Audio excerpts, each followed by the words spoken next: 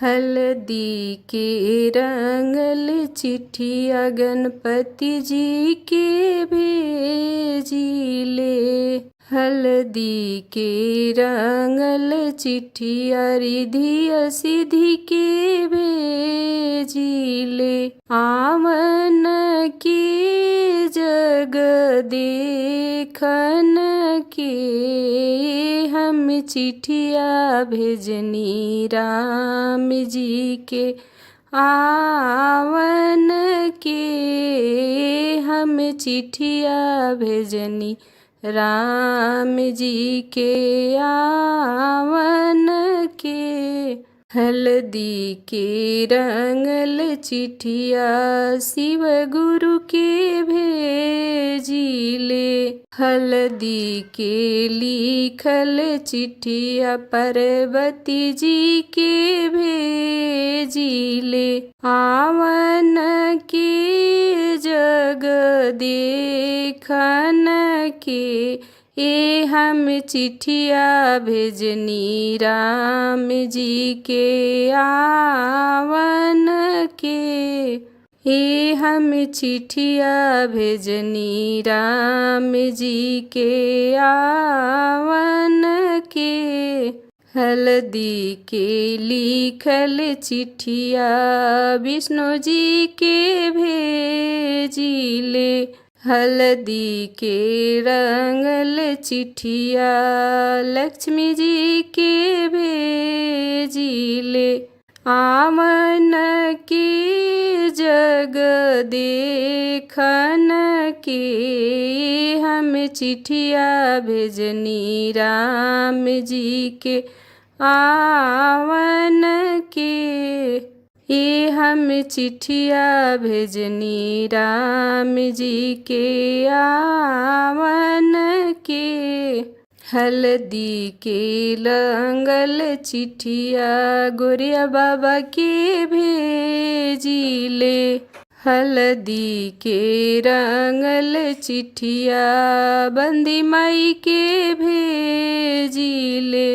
आवन के जग देखन के हम चिट्ठिया भेजनी राम जी के।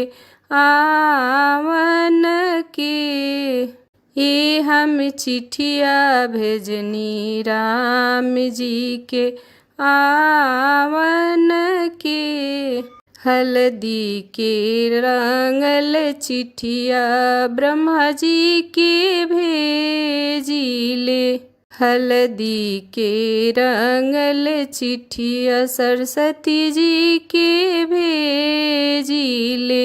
आवन के जग देखन के हम चिट्ठिया भेजनी राम जी के। आवन के हम चिट्ठिया भेजनी राम जी के। आवन के हल्दी के रंगल चिट्ठिया राम जी के भेजिले। हल्दी के रंगल चिट्ठिया सीता जी के भेजिले।